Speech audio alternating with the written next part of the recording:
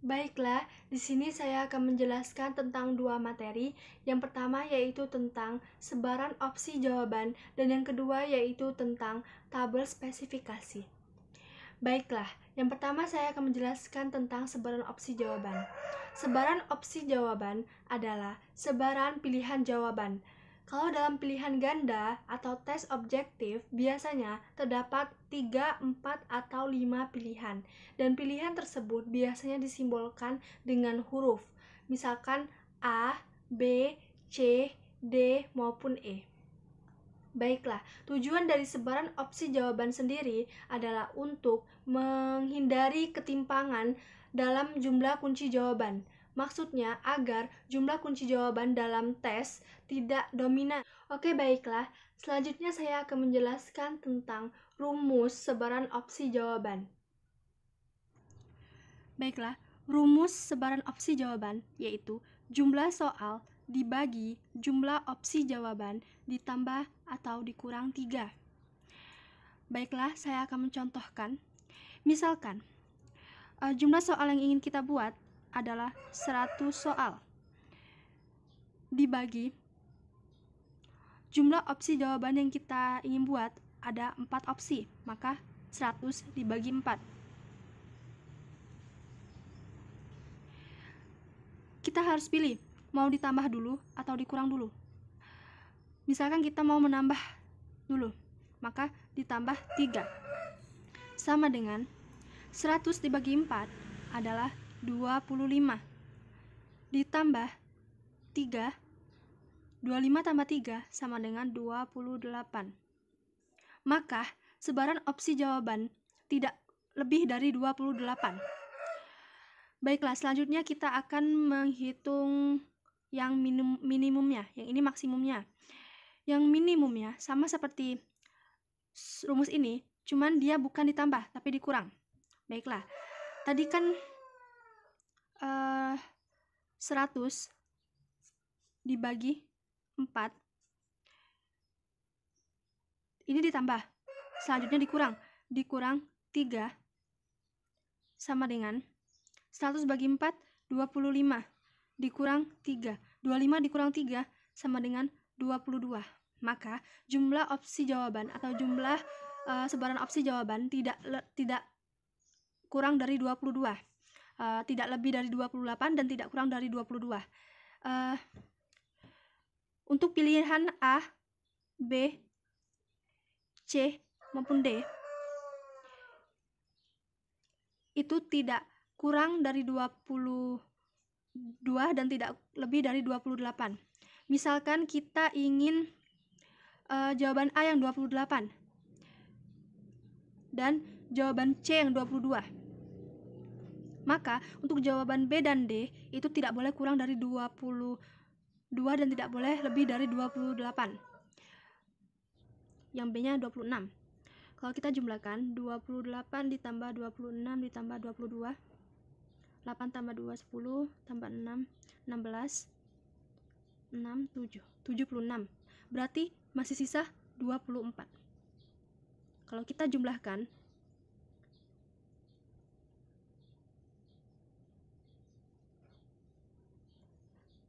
2 3 4 5, maka pas jumlahnya 100 dan seimbang, tidak ada ketimpangan. Oke, selanjutnya saya akan menjelaskan tentang tabel spesifikasi. Tabel spesifikasi ini adalah cara untuk mengatasi kelemahan dari tes objektif sendiri. Tabel spesifikasi ini yaitu rumus atau cara untuk menghitung jumlah soal sesuai dengan taraf kompetensi yang akan diukur. Kalau dalam ranah kognitif sendiri, menurut taksonomi Bloom itu ada 6 tingkat. Yang pertama yaitu C1. C1 itu tentang pengetahuan, yang kedua C2 tentang pemahaman, dan yang ketiga ada C3 tentang aplikasi atau penerapan, yang keempat yaitu C4 tentang analisis, yang kelima C5 tentang sintesis, dan yang keenam adalah C6 tentang evaluasi. Baiklah, saya akan menunjukkan cara atau tabel spesifikasi itu sendiri. Baiklah, ini adalah contoh tabel spesifikasi. Misalkan soal yang ingin kita buat itu ada 50 butir soal untuk 4 bab. Maka cara menghitung jumlah soalnya agar terpenuhi semua bab dan terpenuhi semua taraf kompetensi ini adalah dengan cara berikut. Yang pertama kita akan menjumlahkan dulu jumlah soal untuk bab 1 ini ada berapa soal. Caranya seperti ini. Butir soal dikali persentase bab. Misalkan kita akan menghitung jumlah soal bab pertama. Butir soal bab pertama.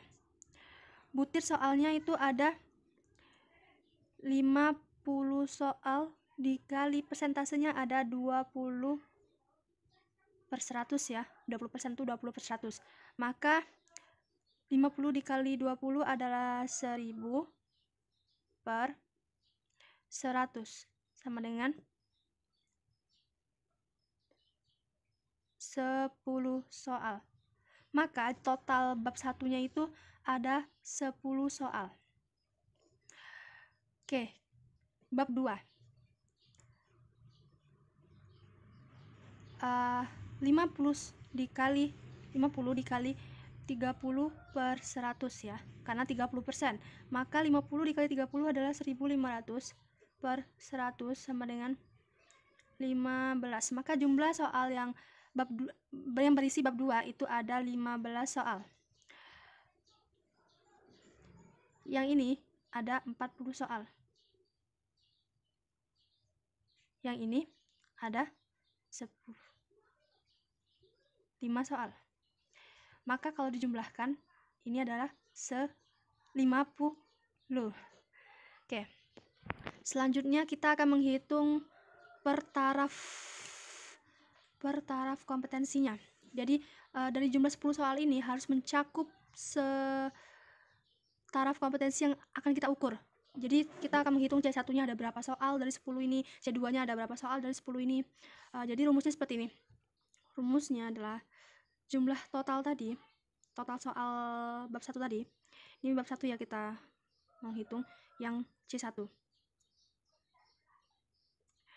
Caranya seperti ini. Total tadi 10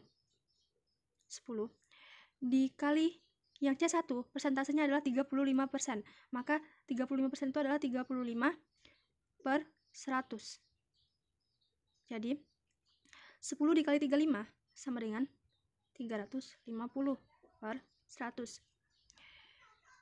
350/100 atau dibagi 100 sama dengan 3,5. Jadi ininya adalah 3,5. Kita selesaikan dulu yang lainnya. 3,5. Maka kalau 25 sama dengan 2,5. Kalau 20% sama dengan 2. Kalau 10% sama dengan 1. Kalau 5% sama dengan 0,5. Ini juga 0,5. Soal kan tidak ada tuh di istilah 3,5, 2,5. Jadi caranya kita membulatkan. Masih ingat dengan cara pembulatan? Kalau 5 ke atas, kalau itu dibulatkan